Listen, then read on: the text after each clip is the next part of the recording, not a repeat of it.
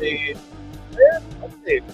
Talking with House and Packer training camp is underway, and I figured perfect time to bring on the a Packer legend or expert in my opinion, Matt Ramage. Had him on right before the draft. Having you on again, thank you for coming on and joining me once again.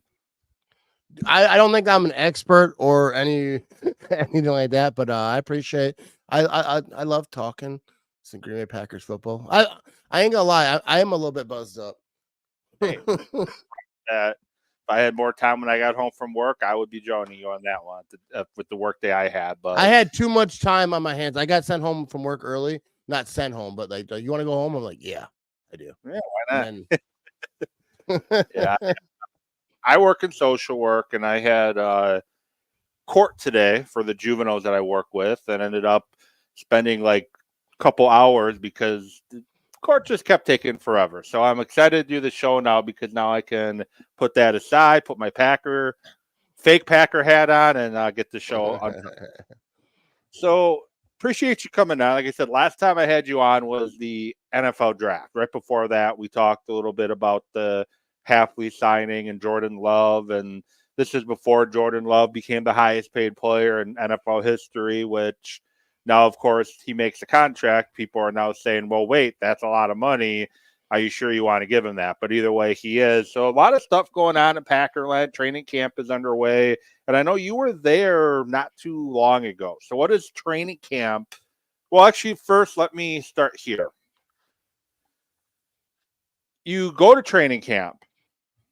You get there, and maybe you knew beforehand, but for my story purpose, anyways, you get there and you have your face on a fence. It's gotta be pretty cool to see when you get there to Green Bay, right?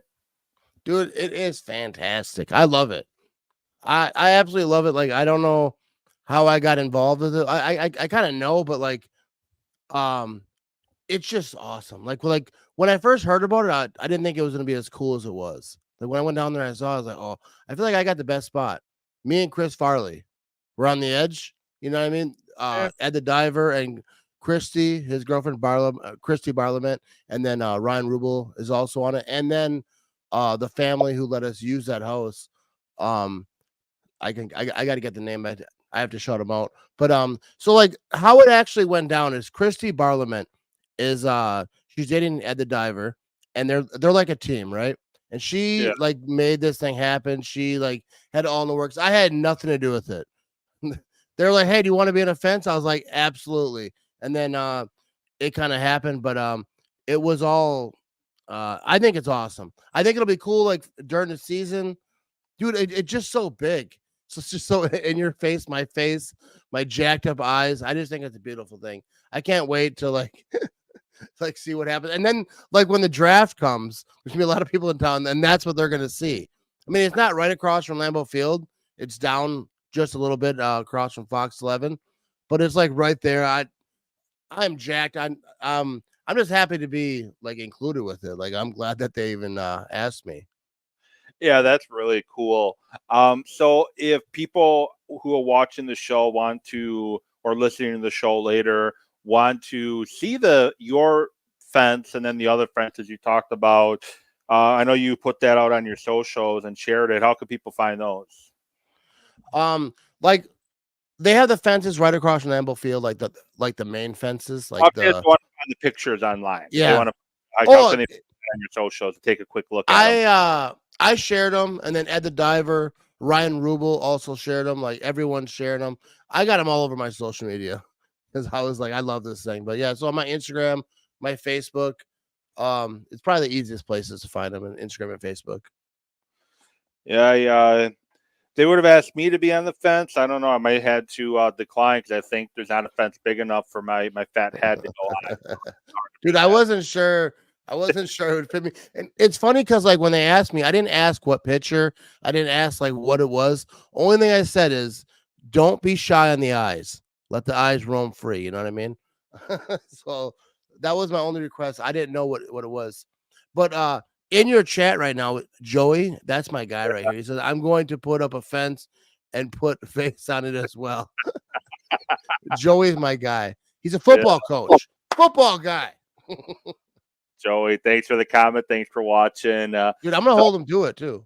Yeah, I know you were at training camp last week. How does Matt Ramage spend his visit to training camp? Because I attempted to go to training camp once, and my friend and I drive up there. We're excited. We get there, and it's like somebody opened up or turned on the faucet and rained. Everything went inside. I wasn't able to see anything. So, how does Matt Ramage spend training camp? All right, so typically, like when I show up to training camp, I get there about 8:00. They usually start practice about 10:30. Unless I've been drinking the night before, sometimes I'm a little bit late. But like, ideally, I like to get there 8. And then the whole bike thing is happening. Everyone's like there.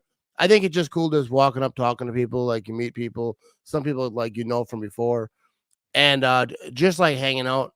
I don't go inside to practice. I don't go inside and like sit in the benches. I don't like being cramped up like that. I go around. Like, I know a spot. Like it's not like a secret, but like on I forget like what street it is. There's a gas station there, but it's kind of like the backside, and it's just a fence, and you can just stand there. Sometimes it's crowded, sometimes it's not. Depends on the day. And the defense warms up right there, so I don't see a lot of the practice where it's like all the plays happening because I'm not in like the bleachers or whatever. But I think just like the vibe around training camp is so good. Then you go off to Stadium View, have a drink, maybe get a burger. There's so much to do. Training camp is so fun, but to me, training camp is more about just hanging out, having a good time, more than watching practice. Because like the smart people will watch practice, they'll tell you what's happening. I'm not that dude. I'm trying to hang out, have a good time. You know what I mean? But practice is awesome though. I just don't do the whole bleacher thing where I'm watching it and like tweeting, live tweeting or whatever. I'll let the smart people do that. Yeah, you said you kind of hang out by the defense, warming up or whatever. Is that always your spot? Like, is that normally where you go? Like, you saw Packers pass defense warming up there, or is that something new this year? It's not new this year, but like for the past few years, like Rashawn Gary, Preston Smith, Kenny Clark, like you do get to see those guys like up close because the defense goes right up. Like I posted a video of Preston talking to Rashawn Gary like during a warm up. They're like 10, 15 feet away from you. I mean, I don't yell at them or nothing. I mean, we just sit there and watch.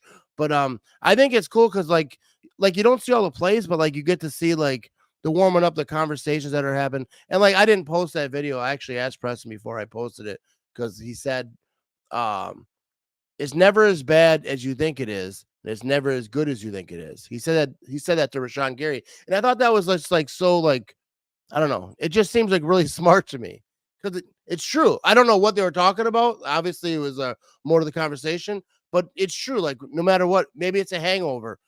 Like, oh, what I do last night. It's never as bad as you think it is. And then other situations, it's never as good as you think it is. I think it's cool. I just like that area because, like, you get to see the defense warm up. And then I just feel like they're closer to you than being in the bleachers. You're watching the plays. I mean, there's perks to both. A lot of people like to watch the whole practice, and I get that too. Yeah, I do have a question in the comment, Brent. We're gonna get to in a moment. Got to finish talking training camp experience first, but do want you to know I do see you there. And the reason why I asked you about being by the defense because Jeff Hafley, I almost called him Matt Hafley. Anyways, Jeff Hafley, new defensive coordinator. Past couple years, it's been Joe Barry, Mike Pettin before that. When you were there, did you? Because we're hearing a lot about an attitude, a new aggressiveness, a new, I guess, swagger to the defense. Did you notice that at all when you're watching the warm-ups, that there seemed to be a little better, they need to be carrying themselves a little better with Jeff Hafley running the show now, with Joe Barry off doing something with the Dolphins now, I forget. Like the defense has been showing up. Like, I mean, obviously Jordan Love was in practice for a little bit, but Rashawn Gary has been tearing it up. Like, it almost seems like just like reading the tweets or whatever, like he was just unstoppable. But like as far as warm-ups go, I don't think so. Like the last few years, it's kind of the same. I don't think there's a different mentality, like at least as far as like on the side of the fence that I saw. But I think overall on the defense there is. Like, you hear these guys talking interviews, you hear them like, Jair, like I'm wearing this shirt right now. This is available on my store. I love this shirt right here. But I think like Jair Alexander, they got a new safety. I feel like this defense, the whole vibe, like they are jacked up and they love it. I had Kenny Clark on my podcast earlier this offseason, and that was before really he got to know the new defensive coordinator, but he just liked that scheme. I feel like they all do. Preston Smith was playing corner. Can't have it. You can't have Preston Smith playing corner. I love Preston Smith, but like let him get after the quarterback. And that's what I'm saying is like Rashawn Gary, I think is gonna have a huge year. I think he's gonna have a monster year. Just like not even just because of a few practices, but just like he is so dialed in. I think he's due. I think this defense is going to be good for him. I think it's going to be good for a lot of these guys. I think everyone on this defense is jacked up. I think Packer fans need to be jacked up too. I think I say it every offseason though. It's going to be a great defense, but this year, I really believe it. I really think that this is the year that the Packers defense takes a huge step and becomes one of the better defenses in the league. Well, I said it a couple of weeks ago. I had my guy Tristan Thompson on the show, Tosh Sports, and I told him that if the Packers defense can finish in the top 10 to 15, then they're going to be representing the NFC if the Packers defense can get to that point. And I'm excited for Halfley, and I know you mentioned somebody is the contract we were all waiting for all summer long. We were waiting, and then the night before training camp, Kenny Clark signs an extension. That had to been kind of cool to see. You had him on your show. I think you've had him on a couple of times, if I'm not mistaken. Getting to see Kenny Clark get the very rare third contract from the Packers. Dude, I absolutely love it. I think Kenny Clark, he was on my podcast like when I very first started, like when I was just doing the speakerphone, had a little microphone, pointed speakerphone. There was no video. It was horrible. It wasn't good. But Kenny Clark came back again. And then I think Kenny Clark probably more than anybody could tell you like the progression I took because he was on very early on. I think it was about 3 or 4 times he was on. But he's just such a good dude. He just likes talking football.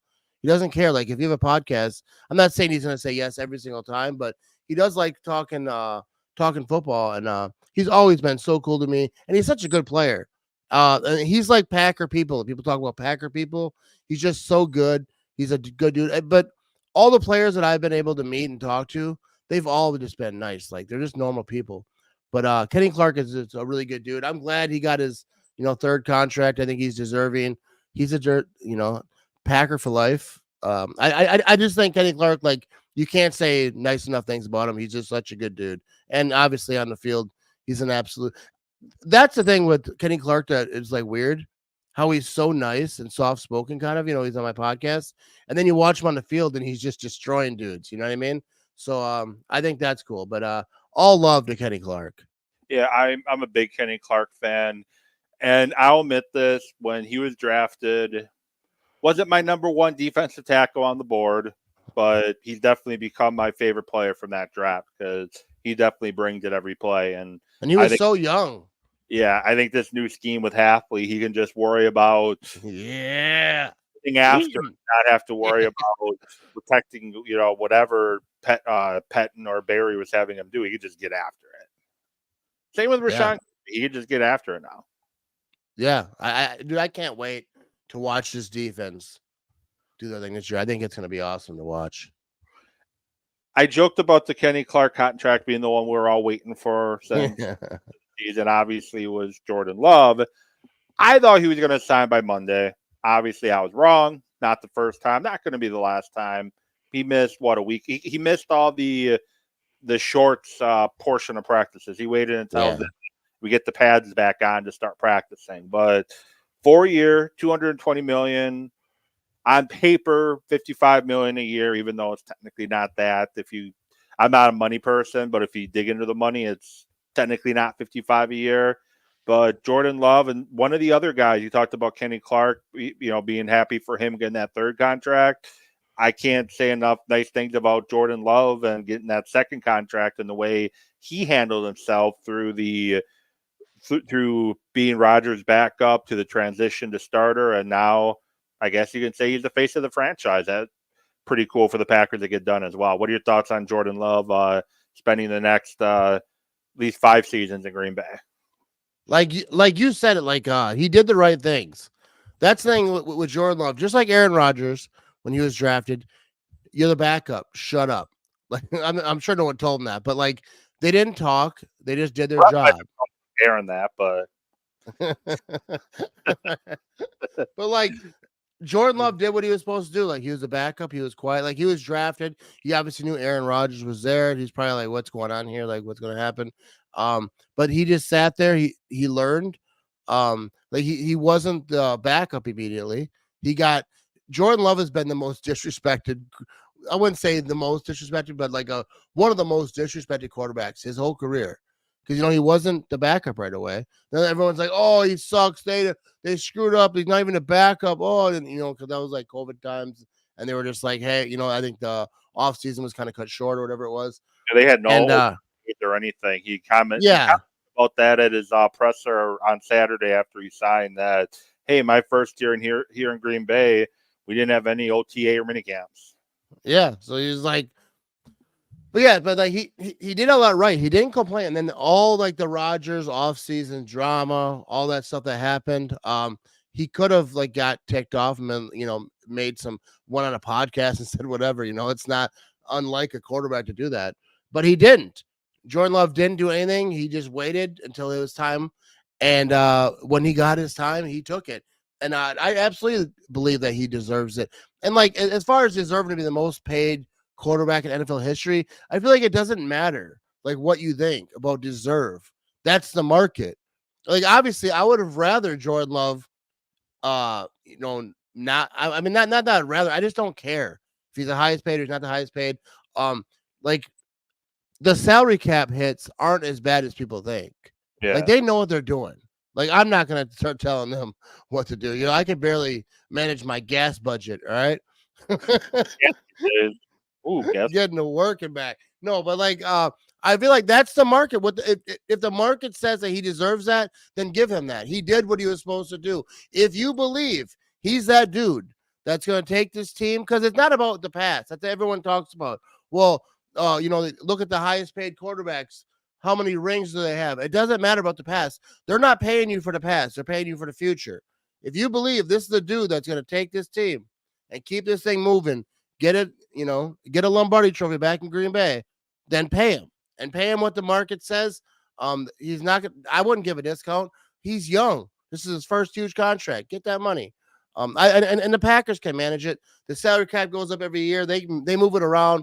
They're geniuses over there. You know what I mean? Like they'll figure it out. They can still keep their guys.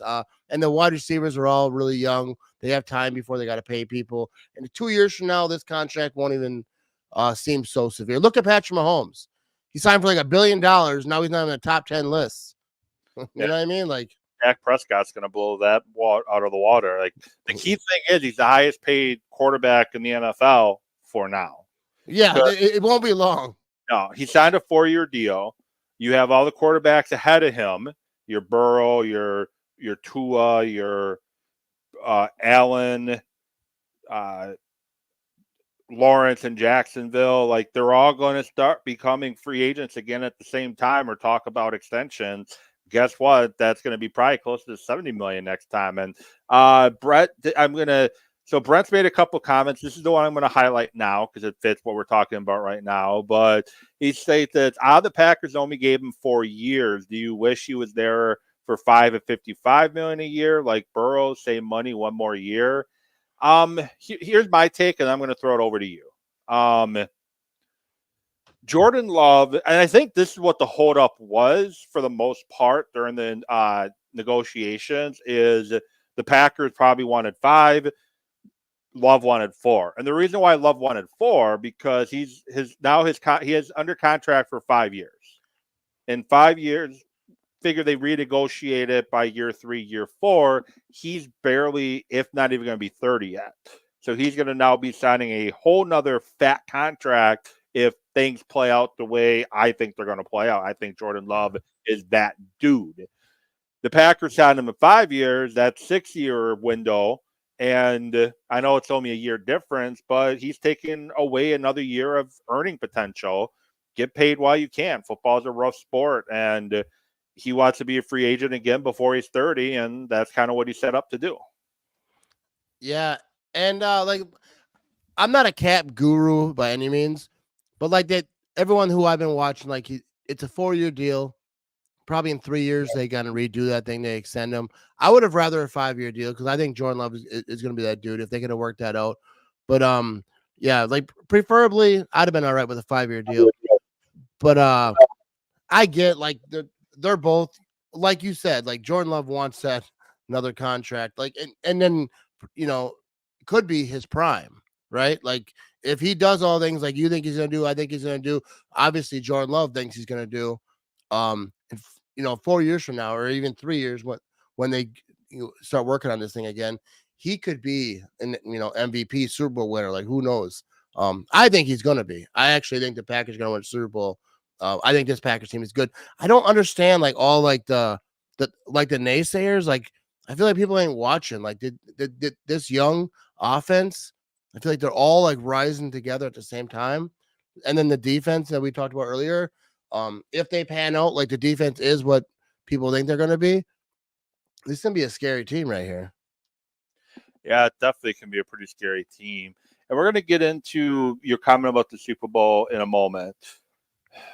I think we talked about this before when you were on, but once again, we got the Bear fan fiction happening again, that now Bear, Vikings, and Lion fans are celebrating the fact that Jordan Love's going to be under contract for much even longer. And then I guess Caleb Williams is going to win 15 games this season, according to one Bear fan, who is also apparently a media member, or 12 games if you ask Adam Rank, who's going to split with Green Bay.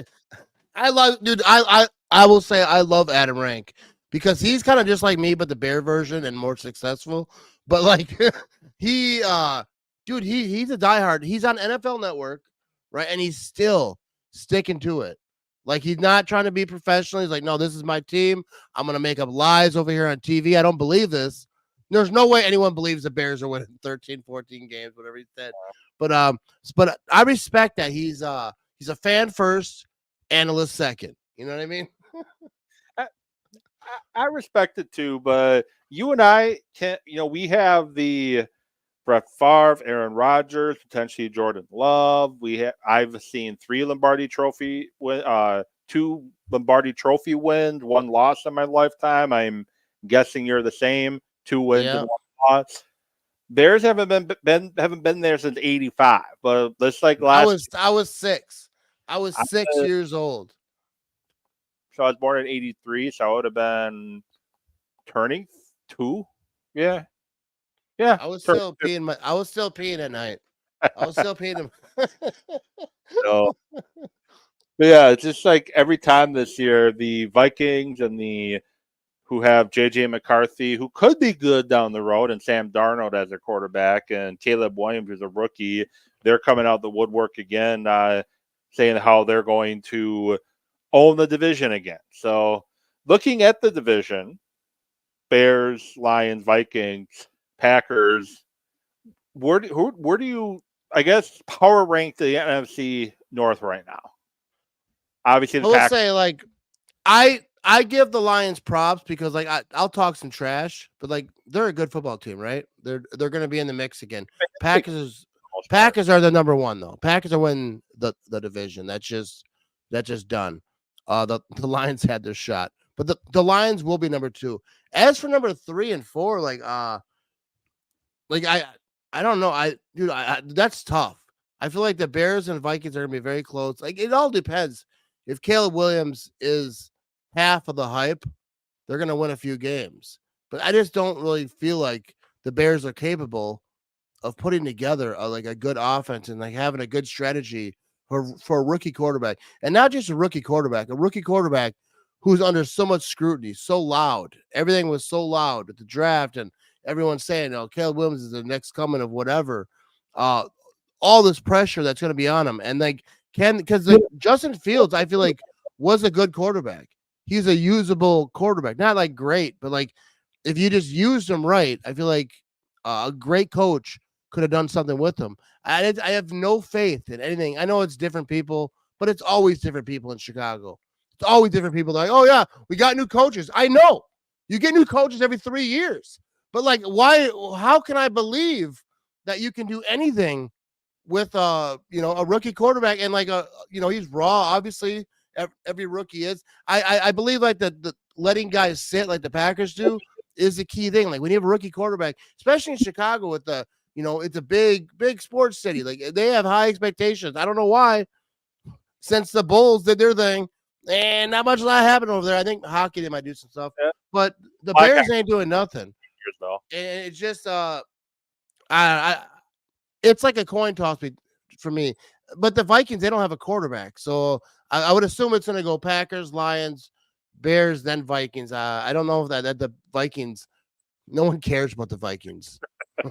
Like even like talking about them, people. I had Viking fans say, "How come you don't talk trash about us no more? Because you're not relevant. No one cares about you, dude." Like you have Aaron Jones. That's the only thing you got going for you. Yeah, and shout out to Aaron Jones. You know what I mean? All love to Aaron Jones, but he plays for a bad football team. Negative. Oh, I know. I got you. What matters about the Vikings route? They got Aaron Jones now, so that's it. Justin Jefferson's good.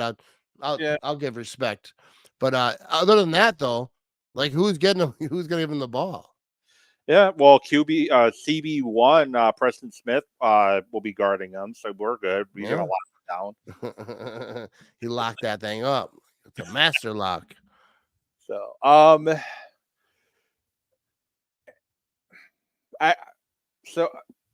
So a couple comments your guy Brent had put up. I'm going to put up here. What is up? Brent's in the building. Yeah, so here's one of the comments he said we'll get to. Who are the Packers going to play in the Super Bowl? It's in New Orleans this year. So it has to be the Packers going again, right? 1996 season, they were in New Orleans. The big got the win. Got to do it again this season. It ain't going to be the Patriots, so I know that on the other side. No, unless May surprises everybody. But if the Packers make the Super Bowl, who are they playing? That's a good question. I don't think it's going to be the Chiefs, and not because I'm dogging the Chiefs, because I think the Chiefs are fantastic and they're going to be the odd makers and all that. Like if I was to put money on it, I might say the Chiefs, but I just don't feel like the Chiefs are going to do it again. I think it's hard to get back and like they keep going back. But Patrick Mahomes is a beast. But I know Brent here is a Bengals fan, and I would say I would love for it to be the Bengals. Because I remember like growing up, the Bengals were trash since forever. I like those, Ocho Cinco years. I like the Carson Palmer. One of my favorite quotes, I actually mentioned this today. My favorite quote, and like remember Carson Palmer, like when he was going through that thing, he didn't want to play for the Bengals no more. The Bengals like, we're not going to trade you. I remember watching a press conference in my living room, and then they said, well, what happens if they just don't trade you? And he said, I have $80 million in my bank account. I'll just retire. And I thought, like, dude, that was like the the most legendary thing I've ever seen. No, but I would like it to be the Bengals. First of all, because Brent's my guy, and that's his team. I'd like to see it. I don't know if there's any other AFC teams. I mean, the Bills are a team that I like Bills fans. So, like, I root for them, I think. But, like, the Bills, I thought they were going to be there. I thought already, like, last year. And they, I don't know if I could put my money on them again. I didn't put my money to begin with, but like I'm not sure that I can trust him like that. But I would like to see Joe Burrow. He got the Eminem hairdo, right? I had that hairdo when I was a kid. Or the I tried. It was gold. I tried for the blonde, but it didn't turn out so good. But I do like Joe Burrow. I think, especially with the haircut, he's got to finish the story. You know what I mean? Yeah. So I think the Bengals like have the pieces for it. Joe Burrow, obviously, like I think he was hurt a lot last year. I think, right? Yeah, wrist injury. He had a bad. Yeah. So I would like to see the Bengals. Who do you think is going to be in the AFC? Well, before I jump to who I think, just mention with the Bengals, their season is going to ride quite a bit on Joe Burrow's health, and then you have Chase and Higgins, your two top receivers. Yeah. Who I don't even know what's going on with them. Higgins is not practicing, and I think Chase wants to get paid too. So. As good as a good quarterback as Joe Burrow is, he needs guys to throw to, and if those guys aren't invested, those guys aren't bought into what the Bengals are trying to do, it could be a tough season for the Bengals. So I think Buffalo is a potential. It all depends on the young wide receiving core. They pretty much gutted the wide receiving. Yeah, they got rid of Diggs, which kills me. He's on my fantasy team. I got Dynasty League going. I don't even know where he plays for anymore. Texans, I believe. The Texans. Oh yeah, he ain't doing nothing. Oh no, they got Stroud now. Yeah. Dude, that's my old man thinking. The Texans, I hear Texans. That old man trigger comes in, and I'm like, oh, they suck. Like, no, not anymore. We might be all right. They gutted the secondary, so they have a lot of young pieces on that team. The Chiefs I'm kind of tired of the Chiefs, but the Chiefs are always there, and they're gonna be the favorites, assuming they stay out of jail and not cars. They're going to be favorites.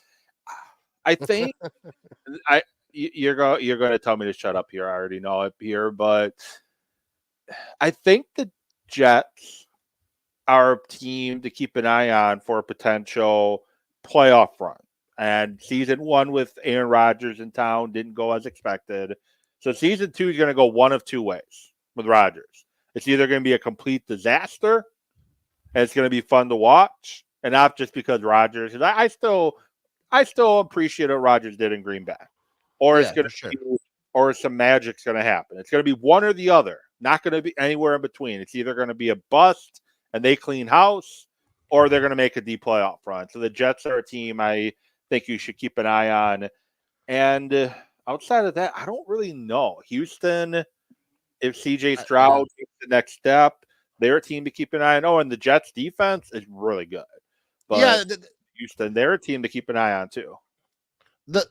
Speaking about the Jets, like I don't think the Jets are gonna go to the Super Bowl, but like I would say never count Aaron Rodgers out. Like even when a lot of those teams that the Packers had horrible defenses, horrible special teams, like obviously a lot of the blunders in the playoffs, like Rodgers can carry a team, and if he's on pace with the wide receivers and he's still got it, because he's a couple years older now, but like kind of like with Brady, like back in the day, not to like compare him or whatever, because I know that Brady, people who freak out about the rings, but there's just certain quarterbacks you don't bet against.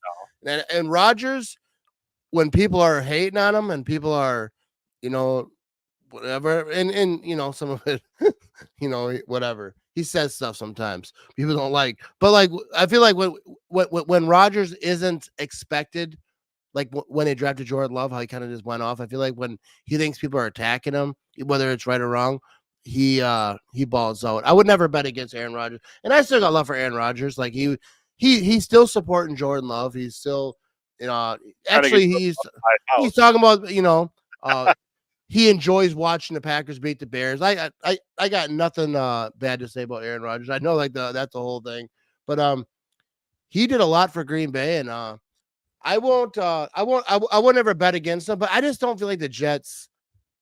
The AFC is tough, first of all, and they do have that defense. It depends how Aaron Rodgers is on pace, like with that whole offense. That's kind of how I feel. Like, is he in rhythm with these wide receivers? Because he missed a little bit of time, and I'm sure he had a lot of time with them. I wasn't paying attention like how much time he had, like if he practiced with the wide receiver or whatever. But if they're on pace with each other, they can make this offense work. I think the defense will be huge for them. Yeah, the biggest question mark is going to be coaching, because Nathaniel Hackett, as a play caller, shown that he can run an offense. He was offense coordinator in Green Bay. Well, he never ran the offense in Green Bay. Matt LaFleur did. In Jacksonville, he was the play caller, and their offense was okay. And then we're not going to talk about Denver. I think we all know how Denver went there as a head coach. But yeah, the NFC, it's the Chiefs. Dude, that's so true. I don't mean to cut you off, but Brent said Jets Packers Super Bowl would shut down planet Earth. That is so true. Dude, if there was a Jets Packers Super Bowl, that would be the hugest thing like ever.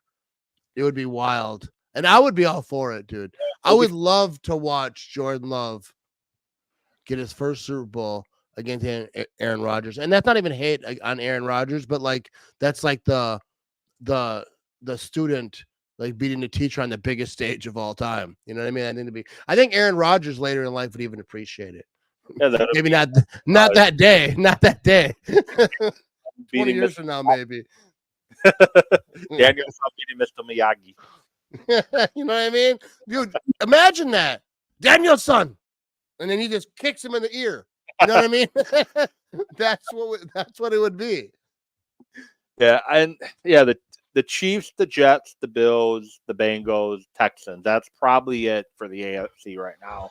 Not Yeah, in that order, but and then you look at the NFC, you got the 49ers, you got the Packers, got the Eagles if Jalen Hurts and that coaching staff can figure it out. Because all the yeah. coaches left Philly. Now they have all new coordinators again, but the OC leaves, the DC leaves, and they completely fall flat on their face. Maybe the head coach isn't the genius people make him out to be. Maybe it's the people he hired, Dude, and he didn't do a good job rehiring assistants. Clearly, yeah, I do think that's key to a good football team is having those guys because the head coach is a head coach. Like the head coach is kind of like if you work in a factory, like the plant manager or the department manager, and you're not ever really dealing with them. They're around sometimes, they're running the show, but your supervisors are the ones you're dealing with. So that's how I feel like position groups like the linebackers coach is the biggest thing for linebackers. If the linebackers coach isn't good, then the linebackers, are going to struggle. So yeah, the head coach is huge, but picking the people that you hire and being ready to get rid of them when it's time. You know what I mean? In Green Bay, we know a little bit about that. Defensive coordinators kind of lingering around, but I feel like that's what it is all those position groups having a head coach that can hire those the right. But like look at like Holmgren days, that whole coaching tree, like they all got jobs like that. That's not normal. I think there's a few teams that have done that. They kind of branched off, but that's what it is. one of his coaching tree people are still coaching, and he just won the last 2 Super Bowls and Andy Reid. So Yeah, dude, what Andy Reid. I love Andy Reid. I do I, love Andy Reid. what could have been in Green Bay when Yeah, he leaves? They hire, and they. I know he had ties to Green Bay. He was part of Mike Holmgren's tree as well. But they hired Ray Rhodes when they could have hired Andy Reid because they wanted yeah, one last squeeze out of the ketchup bottle, out of the toothpaste tub. So dude. I feel like veteran I feel coach. like, but I feel like at those times they didn't know what to do. They weren't really sure what to do. They tried something. They weren't really sure like what do we do now? And the Ray Rhodes situation wasted a year of everyone's life in Green Bay, including the players, the fans, everyone who watched, people on ESPN who talked about them. The whole year was a waste as far as football is concerned. Brent's got another interesting question here. Oakland Raider year, Jordy Nelson or Christian Watson this year on the team with his mysterious hammy. Who are you taking? I'm taking Watson. That athletic Yeah. he has. You got to take the bad with the good, and if you only get him for let's say 10 games, you're going to get the most out of him. You're going to get a ton out of him in those 10 games. I think that's a good question though. Oakland Raiders year with Jordy Nelson. Yeah, I think I'm taking Watson this year. First of all, I like to live in a fantasy land where like no one ever gets hurt. So like the hamstring's gonna be all right. But I think if Christian Watson can stay healthy this year, and I know that they're really trying hard, like they got a hamstring specialist, whatever they did with them. I know there was a thing in training camp that happened, but Christian Watson can stay healthy, especially with these other guys. Like if the whole wide receiver team, and I know it's not gonna happen for all the games, they're gonna have some dings or whatever. But if they can, for the most part, stay healthy as a wide receiver group, this wide receiver group is going to be insane. Christian Watson, like he's just so fast, he can get open. Just keep this dude healthy. But like, yeah, but Jordy Nelson, like Packer days, is a different thing. But Raider time, that's different. But Jordy Nelson with Aaron Rodgers in general is a different. But I think that Christian Watson. I'm not going to start comparing him to other people, but if Christian Watson stays healthy, I feel like he has the ability to be like a really special dude. It's early in his career. People always talk about injuries, like they end. Sometimes players have injuries beginning of their career, and then they kind of go away. They kind of just, they're just like those hamstring type of things. Hopefully that happens for Christian Watson because I think he could be a freak. Yeah, he's a freak athlete. He just needs that hamstring to be okay, and I think he's going to be. I would give him my hamstring. I'm barely using it. You know what I mean? Watch my hamstring. My hamstring's very tight.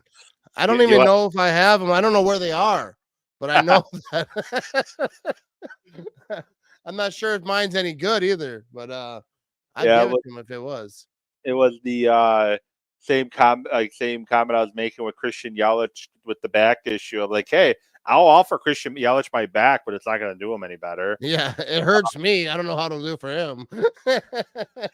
I don't think the NFL is ever going to do load management like the NBA does with Kawhi. They basically try to rest that because in reality, the whole load management with Kawhi Leonard doesn't work in the NBA. They give him a lot of rest during the season to try to keep him ready to go in the playoffs. And guess what? He's not ready to go in the playoffs either. So if it's not working for you, and I think the NFL, it wouldn't be a good idea either. I think the NFL would have to have it where, like, when they start adding on more games, because they're going to add more games on, and when they start adding games on, like when it gets starting to get a little stretchy, where like they're playing a lot of games, I could see them if you have a nice streak going. I could see them starting to sit players out at the end, towards the end of the season where the playoffs are coming, but like not now. But like if they had a lot of playoff games where like these dudes, because these dudes' bodies get beat up. So they start adding 2, 3, 4. I mean, obviously they had to add a certain amount of time, but if that seems to be like what they want to do, then I can see them doing that. But until then, I don't see them setting healthy dudes. He commented, Bengals fan, I've said why not give Jake Browning 2 games this year? NFL will lose their mind, but why not give Joe extra bye? And if the Bengals are in playoff contention and you want to give some guys some rest, as you mentioned down the stretch, I could see it happening. Week 18, week 19 eventually. Yeah. I could see it happen. Yeah, especially if you're balling and you have a big lead on the whole conference, but you don't want to give the guys a rest, and then all of a sudden, someone overtakes your spot in the conference. Even if you're stopping out the division, you want to have a grip on that. But yeah, like if you were a team that was like 4 games ahead in the conference with whatever how many games left, like that's usually not the case. But I think it's hard because I also feel like when the Colts did it a few years and the Packers did it, a lot of teams did it where like that last game of the season they would sit guys because they had everything locked up. I feel like you kind of sometimes you lose something. I can see giving certain players time off, like your wide receiver or maybe even your running back, but like your quarterback, I feel like is like the whole motor of the team. And if you start playing with him and taking him out, I feel like it might take away, you know what I mean? That your role, you know what I mean? Like your rhythm that you had going. I don't really know who the best backup quarterback is in the NFL. I will say who's not the best quarterback in the NFL. His name's Sean Clifford. He's not had a good camp. Best quarterback in the backup in the NFL. It's hard to say right now. Like Justin Fields, maybe Justin Fields or Russell Wilson, depending on who wins that. Yeah, right now. Yeah, I think that's off the top of my head. I don't know who it is, the best backup, but I would say if Russell Wilson gets that job, it could be Justin Fields. Like that's the thing that people like think that I hated Justin Fields. I know he played for the Bears. That's why I did. I think Justin Fields was actually a decent quarterback. I've said it before. I think that he needs to have a team like offense formatted for him. You know what I mean? Like even like Lamar Jackson. Lamar Jackson's a great quarterback, but that offense it's meant for him. Like they didn't just say, "Hey, you're gonna fit this offense." Like they kind of made the offense around him. I think that's what you need to do for Justin Fields. I'm not saying that I wouldn't want him on the Packers, but I'm saying as far as the backup, I think he might be all right. Can't believe I forgot about Baltimore talking about teams that could come out of the AFC. But I guess until Baltimore for sure. I guess until we truly see them make noise in the playoffs, they're like Dallas to me right now. It's great. Dude, Lamar's my fantasy quarterback. All right, I got Lamar and Jordan Love. I'm gonna be good this year, but last year I was kind of flip flopping between them, and I don't know what I'm gonna do this year. But I do love Lamar Jackson. I think he's fun to watch. He's fun to even like in press conferences. Like I think Lamar Jackson just seems like a really fun dude to be around. and he's really good at playing quarterback. Obviously he has kind of like his own unique style, but he could throw that ball. Like last year, he didn't run it as much, and I know that because I was watching because my fantasy quarterback, and I had his tight end until he got hurt. He was balling too, but yeah, I think Lamar's fun to watch for sure. Yeah, and he's fun to watch. I like Lamar too, but like I said, as a team, they're kind of like the Cowboys of the AFC. It's great to do what you do in the Dude, regular what season. did they do to deserve that? Hey, they got to win in the playoffs. They get to the playoffs every year, and just like your Dak Prescott, they trip Yeah. up. It Yeah, just unfortunately it is what it is. yeah, they got to get, and this could be the year. Like you're talking about teams that in the AFC that could do it, like the Ravens. I feel like are that team, and they're going to be hungry. You tired? I just tried to get on there. Sorry, it came out of nowhere. That's all right. Not buzzing That happens a lot when I talk. I'm not buzzed enough. Yeah, that's the problem. Back to the Packers this year. Biggest question mark on the team right now. The biggest thing that's going to prevent them from getting to New Orleans. I would say kicker. I don't know what's going on there, but also offensive line, because like I was pretty confident in the offensive line until I started like listening to other people talk about it, because I'm not a big offensive line guru at all. But they got to figure out like who's going to be where. I'm confident that they'll figure it out. But offensive line is like one of the positions that I'm not really sure like how good they're going to be. I don't think that they'll be bad, but maybe not as good as I thought. But I think kicker has to be number one. Last year, like kickers are very important.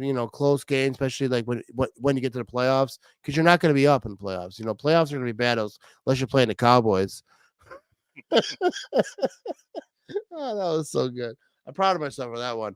No, but you need a good kicker, and we'll see who wins this. It is Carlson the guy. They're gonna have a battle. Like whoever they choose, I'm gonna ride with them.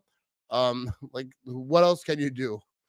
Yell at your TV if he misses one. But Crosby had a rough couple of years, and you think Carlson's young, so maybe he can get over that. All you can do is ride with him. But yeah, if you got a kicker that's kind of flaky, doesn't matter how great your team is, because when you get to the playoffs, you're playing some monsters, and those are gonna be close games, and you need the points when you can get them, and you can't be forced to go for it on fourth down because you don't trust your kicker. Like you need they need to figure that kicking situation out. Yeah, they definitely do. And in a perfect world, to me, Carlson's going to win the job because he's young. I think he will. If the job, you're going to have him for. You have another Mason Crosby or a Ryan Longwell or Chris Jackie. Think about that though. People talk about the quarterback situation. Favre, Rodgers, Jordan Love, and presumably Jordan Love for the next whatever how many years. Until they look at the kick for a first round. Look at the kicking situation though. They had Longwell, Crosby. I mean, I think that there might have been like whatever briefly someone else in there at some point. I don't think so, but it was Longwell, Crosby, and now like we'll see where they go from here. But the Packers don't have like new kickers every 3 years. You know what I mean? They're loyal. Yeah. Yeah, because Chris Jackie was during the Favre era, and he was very. Yep. Ryan Longwell was Mr. Dependable until he wasn't. Then he went to Minnesota, and then Mason Crosby until he wasn't, and now we have Carlson, and hopefully Carlson can win that job. For me, I like what I'm hearing from the defense. I like what I'm hearing from the coaches and the players, but until I'm shown otherwise, because we haven't had a great Packer defense since 2010 season. 2011 Super Bowl against the Steelers. Haven't had a good defense since the infamous Seattle meltdown in 2014. And until I see the defense be consistently good, that's going to be my biggest question mark moving forward is, can the defense actually put it all together? Because if they can't, we're going to be having the same conversations we had back in January this past January when the season ended. What's going on with the defense? And if we have to continue to have those conversations, then it's going to be a whole other conversation of the guy drafting the players on defense and the coach hiring the coordinators on defense. The conversation is going to start itching towards those guys. And I love LaFleur, I love Goody, but we might have to have a difficult conversation if we're looking at the defense being a reason why we fell short again. I don't think that I can't fathom a situation. Like I'm so like I think that defense is gonna be good. Like I can't even fathom that that's a possibility. That the defense just sucks and it's like the reason that they're losing. I think that defense is gonna come to play. And even like the players are saying that they want, I think it was Nixon, could have been Stokes, who said, we want the defense to be what wins games here, not the offense. We want, when people think about the Green Bay Packers, they think about this defense. I feel like this defense has the guys, but you're right. They got to put it together. They got to do it. They got to play the games. But I'm fully confident that they got this. The way the players, because people are like, well, what are the players gonna say? Because they're saying nice things or whatever. I'm like, they don't have to say they love it. They didn't say it last year. Jair, like that whole thing, pretty sure that was because of the defense coordinator. Like, yeah, a Joe Barry guy. Sure. Yeah, and there was things said during the year. There was kind of like innuendos or whatever, like kind of like talking outside their mouth. People weren't happy. The players weren't happy with what was going on. Whatever. I don't know. I mean, I'm just assuming I was not in the locker room, but I think that they're all hyped up about this new defense. Not just the coordinator, but the scheme too. They're all down to play with each other. I feel like this team, they all love each other. They're all having fun. Dude, just go out there and win a ring. You know what I mean? It's not that difficult. Yeah, we make me happy. I want to see the Packers win another ring. I definitely do. So I will be going up, and I'll let you go after this. I will be going up to Green Bay for the Detroit game. For my 4th year in a row, I'm going to a Packer game. One of my buddies has season tickets, and I've been going with him. Well, 1 year my brother won because he wasn't able to go, but I've been going with him up to Green Bay this year, going to the Lions game. I live down south of Milwaukee, don't get to Green Bay as much as I would like to. So I'm going to be going up Sunday morning, staying in Appleton, probably heading up to Green Bay the following Monday.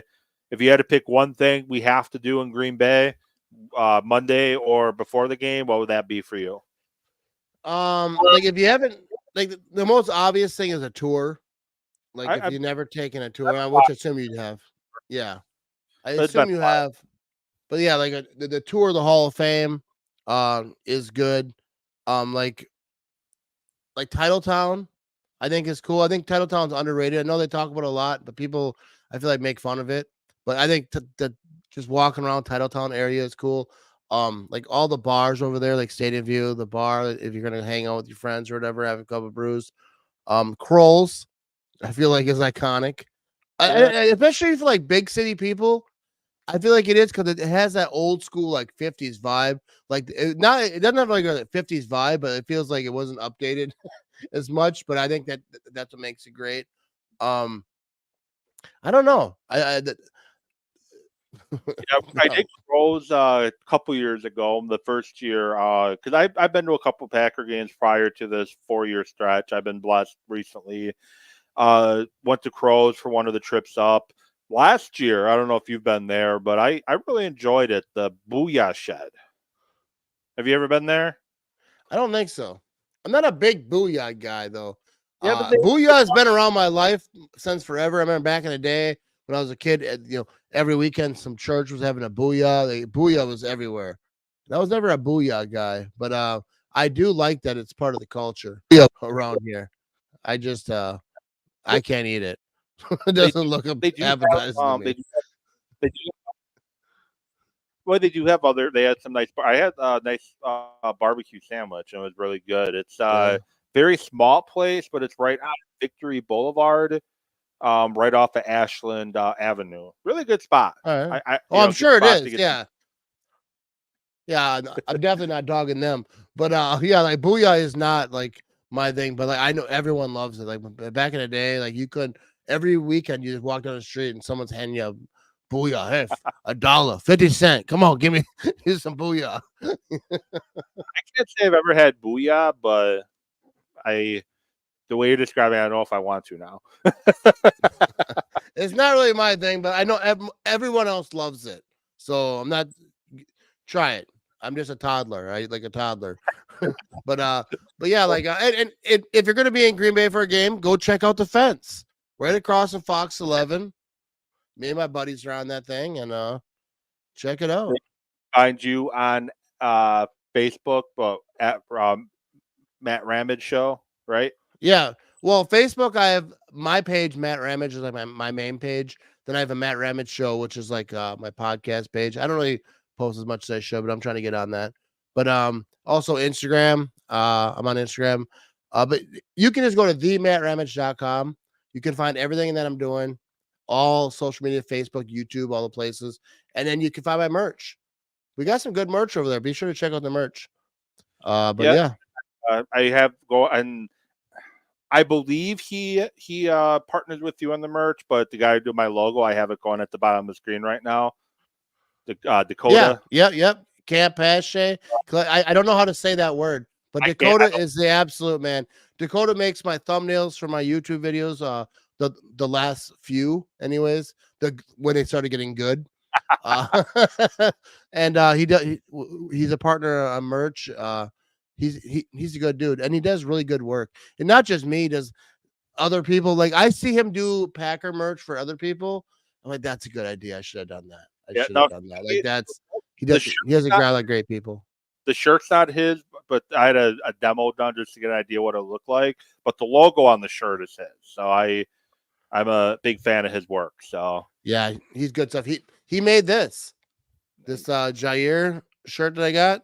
That was after he did the whoa. It's been fun. Appreciate you coming on, talking Packers and your experience with training camp, and the fact that your face is on a fence. That's just too cool. Like I said, my head's. I think it's wild. I think it's like awesome. Like not deserving, but I think it's cool. But like shout out to Ryan Rubel, Ed the Diver, Christy Barlament, I believe her last name. I keep forgetting her last name, but Christy is actually the reason that happened. She put a lot of work into that and finding all this stuff. And the people who let us use their fence, I don't have their name. I had it up over here, but I'll shout that out on my podcast when I do it. I'll have it ready. But it's just cool. I think it's awesome. It's right across from Fox 11, and dude, I think it looks so good. Spencer, the artist, Forever Young, designs on all the social media platforms. Spencer does a great job. He did the fence right across Lambeau Field. He does great work. Like he's like the Leonardo da Vinci of our day. You know what I mean? Like I said, I appreciate you coming on, and because he did great work for the fence. So I will be back Thursday. I'm going to the Brewer game tomorrow, but I'll be back Thursday talking Milwaukee Brewers. Trade deadline is coming up tomorrow or Wednesday. And we'll see what the Brewers do. And I will talk all about it on Thursday for Talking Sports with Evan. You're back on what day? Tomorrow? I'm live tomorrow with at 7:30 p.m. with Jimmy Christensen talking some Green Bay Packers. And then Thursday, I slipped my mind. But on Thursday, I'm live at 7:30. I have a great guest too. I forget his name. People know him. People know him. I forget his name. I don't want to say it wrong because it'll be stupid. But I'll be posting about it. I have some good stuff coming up, and even like this is like the great time for Packers content. The lull is over, right? That June, July have been brutal, or early July. Now we got training camp. We got stuff to actually talk about. Jordan Love's got a contract. We could talk about some actual football stuff. And I'm brutal because the draft. When the draft comes around, people are like, what do you think we should draft? I don't know, bro. Like, if I knew, I wouldn't work at a cheese factory. Someone that can play football. Yeah. Well, I'm glad we don't have to have the debates anymore of, do the Packers need a number one receiver? Do they have to trade for CD Lamb? Should they trade for one of the 30 wide receivers in San Francisco that want? People always want the Packers to trade for a wide receiver. That drives me nuts. I mean, sometimes it's deserving, but. Last thing, I don't know if you have any poll at Quick Trip or not, but their big grand prize. I'll give you a little bit of a cut of that 250,000 if you make sure Dude, my I'm name. not sure if I can win or not. But even if I could win, I know I wouldn't because I don't win stuff. But yeah, dude, Yeah. Quick Trip's giving away $250,000, $25,000 a week. There's only a few weeks left, I think. But it's just crazy to me. Yeah, well, I will give you a little bit if you can, Yeah. convince them to just pull If you win, hook me up. If I win, I'll hook you up. I ain't I got no don't pull though. You I don't know. you got to talk to Charlie Barons. You want to talk to someone with pull? Charlie Barons. He might have some pull. I ain't got it. I don't know how they decide who wins those things. I know one year it was a car they gave away, RV Yeah, they give away. or Yeah, whatever. they give away a lot of stuff. Boats. They give away. They're just like, hey, we don't even want to make money, bro. We're trying to give you money. And your guys had a partnership with them for was it a $500 gas gift card and Nicolay Law. Yep. Nicolay Law was doing some good stuff with them. Nicolay Law does a lot of good stuff in Wisconsin too. That's why I like Nicolay Law is like every fair, every kind of like outdoors, community type of thing. Nicolay Law is always diving in there. They got bands there. They're doing a lot of stuff. They do a lot of good stuff for the community. And that's why I like them. They both Quick Trip and both they do a lot of good stuff outside of their business. Well, I'll let you go. Appreciate it for those watching. Thank you for watching. Podcast version, audio version, so you don't have to look at this for an hour. Nobody wants to look at this. That's going to be available first thing tomorrow morning, probably right around 8-ish. So thank you for coming on, Matt. I appreciate it. Thank you for those that commented in the chat, made it fun, especially Brent and Joey. And shout out to Brent and Joey, baby. Matt's going to have to send me a picture when he has his face on his fence, just saying. So, but I'll be back at it Thursday. Matt will be back at it tomorrow. MattRamage.com to find out how to watch it live. TheMattRamage.com. Sorry. The Matt Ramage. You're all right. To catch that. So with that said, talk to you all on Thursday.